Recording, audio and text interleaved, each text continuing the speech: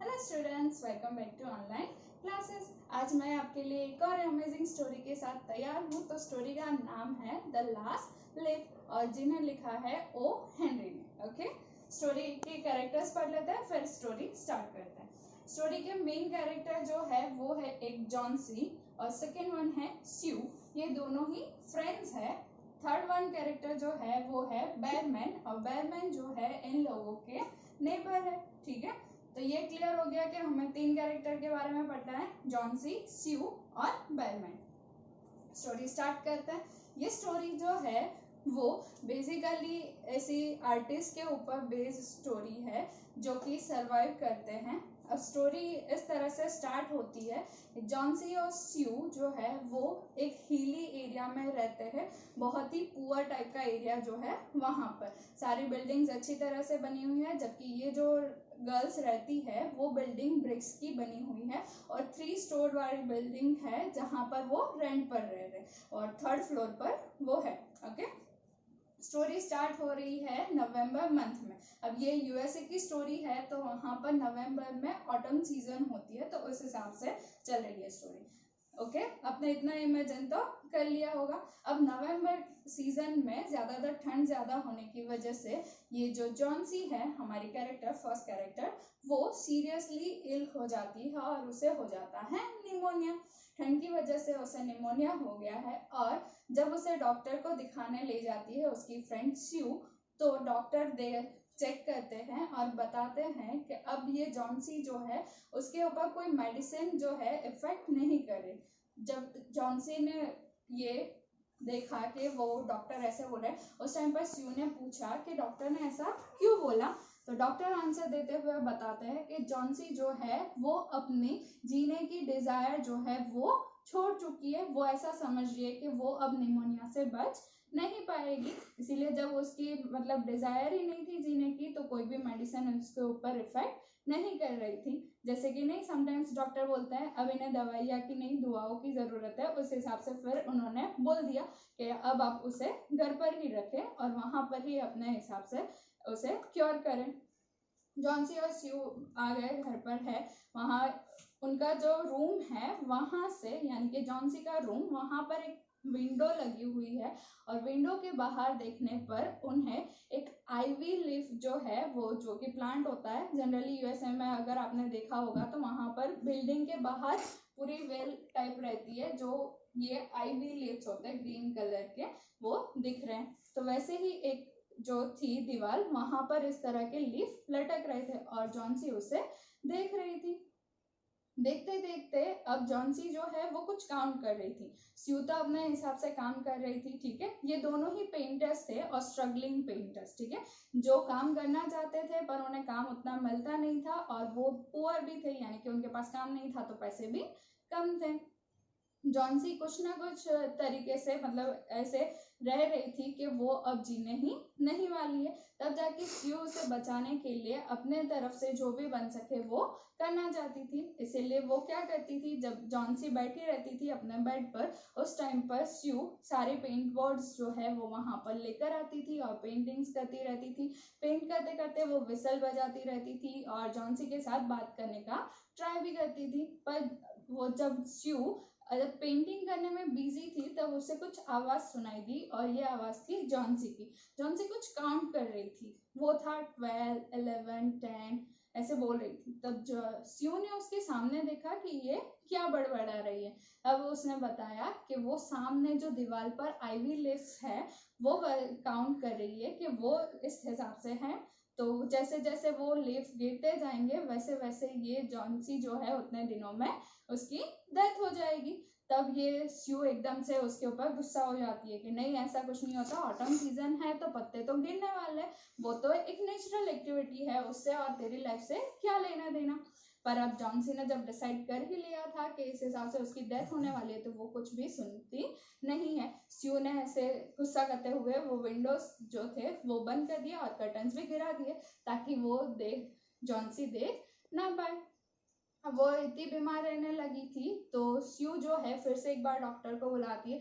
Doctor आकर check भी करते हैं तो बोलते हैं कि अब ऐसा नहीं हो सकता कि वो ज्यादा दिन जी सके, तो आप कुछ ऐसा कीजिए जिसकी वजह से उसके जीने की डिजायर जो है वो वापस आ सके। ठीक है, तब डॉक्टर तो ऐसा बोलकर चले गए। उसी टाइम पर ये जॉन्सी जो स्यू जो है वो अपने थर्ड कैरेक्टर से मिलती है, यानी कि बेयरमैन, जो उनका नेबर है। अब बेयरमैन जो है वो भी एक पेंटर ही है और वो 60 इयर्स ओल्ड है। ठीक है, उन्होंने भी अपने लाइफ में बहुत स्ट्रगल किया हुआ है। वो पहले सबको पेंटिंग सिखाते थे और पेंटिंग भी करते थे, पर बहुत सारे सालों से उन्होंने पेंटिंग करना बंद कर दिया था। उनकी भी लाइफ में एक ही डिजायर थी और वो थी एक मास्टरपीस बनाना, एक ऐसी पेंटिंग बनाना जिसको सब देखकर खुश हो जाए। ठीक है, अब जब ये स्यू मिलती है बेयरमैन से, तब वो जॉन्सी के बारे में बताती है कि जॉन्सी इस तरह से लीफ काउंट कर रही है और जैसे ही वो लास्ट लीफ है वो गिर जाएगा तो वो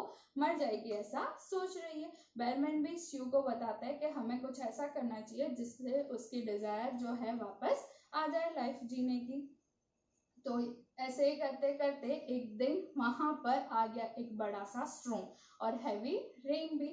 और हैवी रेन ऐसा था कि जिसमें ये सारे जो पत्ते हैं वो धीरे धीरे गिरने लगे थे। ठीक है, काउंट करते करते उसने 6 तो कर लिए थे, अब एक ही पत्ता बचा हुआ था, एक ही लीफ। ठीक है, और जो कि था लास्ट लीफ। तो जॉन्सी ने बोला कि आज रात इतनी तेज बारिश है तो फिर जब ये पत्ता गिर जाएगा तो नेक्स्ट मॉर्निंग मैं भी मर जाऊंगी।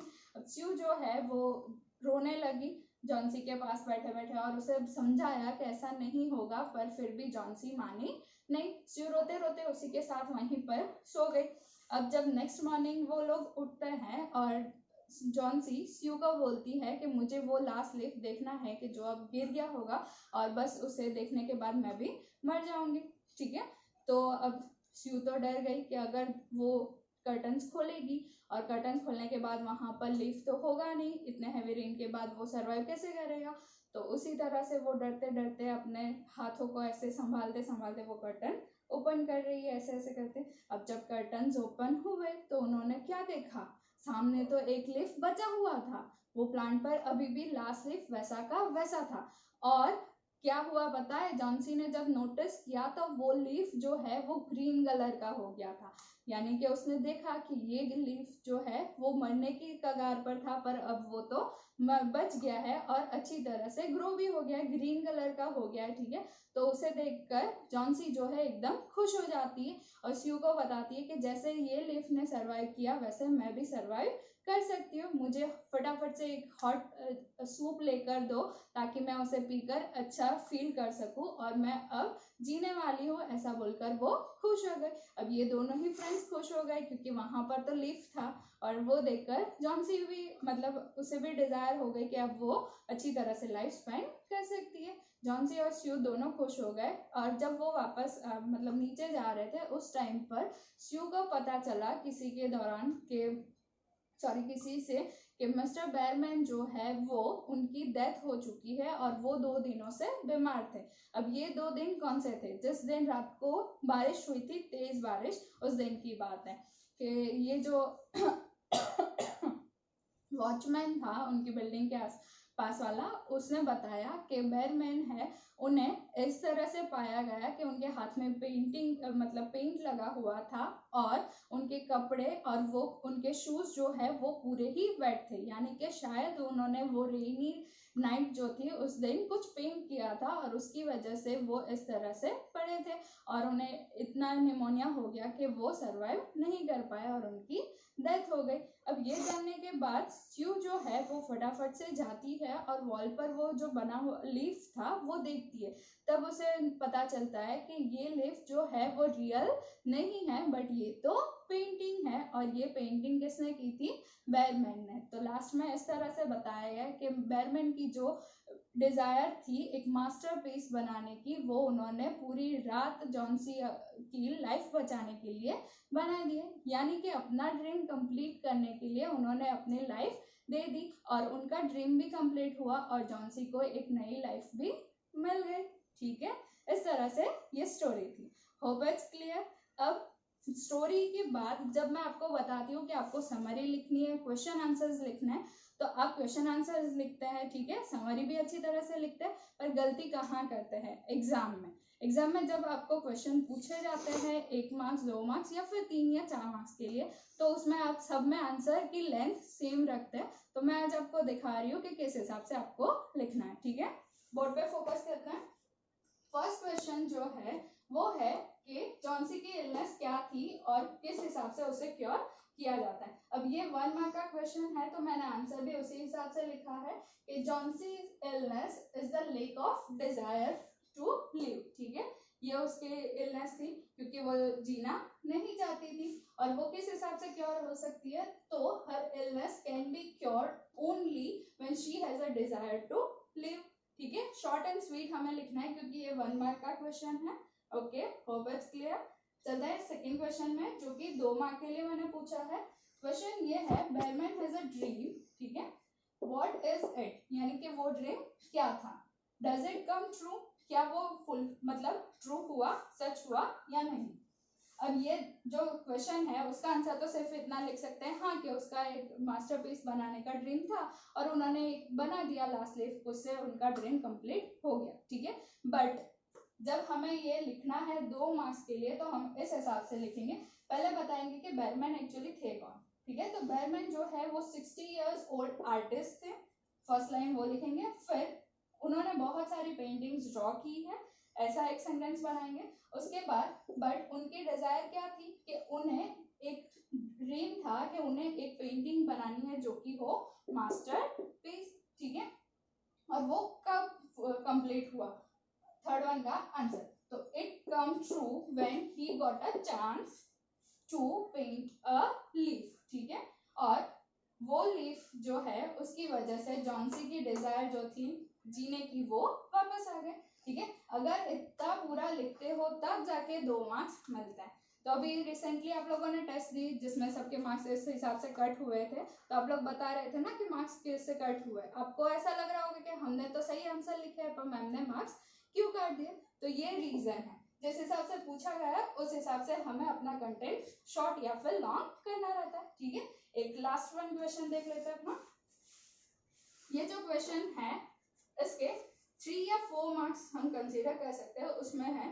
ठीक है, तो क्वेश्चन ये है, व्हाट इज बेरमैन्स मास्टरपीस और व्हाट मेक्स यू से सो। तो मतलब स्यू ऐसा क्यों बोल रही है कि वो मास्टरपीस है। अब उसका आंसर हमें पता है कि मास्टरपीस कौन सा था, वो लीफ, और स्यू इसीलिए बता रही है क्योंकि जॉन्सी की लाइफ वापस आ गई। इतना शॉर्ट ही आंसर है। तो हम क्या करेंगे, उससे पहले आंसर लिखने से पहले हम थोड़ी सी जो है स्टोरी के बारे में इंट्रोडक्शन देंगे। तो फर्स्ट पैराग्राफ जो मैंने लिखा है वो है ओ हेनरी, यानी कि अपने ऑथर के बारे में। तो ये जो लास्ट लीफ है वो एक शॉर्ट स्टोरी है, जैसे मैंने आपको आगे बताया, ओ हेनरी के द्वारा लिखी गई है। ठीक है, और ये पब्लिश हुई थी 1907 में। एक इंफॉर्मेशन हमने ऐड की। उसके बाद ये स्टोरी जो है वो कौन सी बुक्स में लिखी गई थी, तो ये था उनका जो collection the dream lamp and other story. ठीक है, उसका एक ये स्टोरी था, ये बुक की एक स्टोरी थी, उस हिसाब से हमने इंट्रोडक्शन दिया। उसके बाद हम देंगे ये जो चैप्टर है उसका इंट्रोडक्शन। तो इस हिसाब से लिखना है कि ये जो द लास्ट लीफ है एक टचिंग स्टोरी है, जहां पर एक पेंटर इंस्पायर करता है दूसरे पेंटर को कि वो अपनी लाइफ जिए, और उसी प्रोसेस में क्या होता है, जो पेंटर इंस्पायर करता है वो अपनी लाइफ खो देता है। ठीक है, फिर उसके बाद हमारा मेन आंसर, ये हमने थोड़ी आगे इंट्रोडक्शन दे दी, अब अपना आंसर। तो लीफ जो है बेरमैन के द्वारा जो ड्रॉ किया गया था वो है एक मास्टरपीस, और स्यू ने ऐसा बोला बिकॉज कि वो जो लीफ था वो कैसा लग रहा था, एकदम रियल, और वो रियल लीफ देखने के बाद ही जॉन्सी की जो डिजायर थी जीने की वो वापस आ गई, इसीलिए उसे मास्टरपीस बोला गया। ठीक है, होप इट्स क्लियर। अब आप लोग क्या करोगे, तो ये क्वेश्चन आंसर 3 तो मैंने लिखे हैं, आप अपने हिसाब से भी क्वेश्चंस बना सकते हो और उसका आंसर भी ट्राई करना कि आप इसी हिसाब से लिखो ताकि एग्जाम में फुल मार्क्स आ सके। ओके, जल्द ही मिलेंगे एक नई स्टोरी के साथ। Bye bye.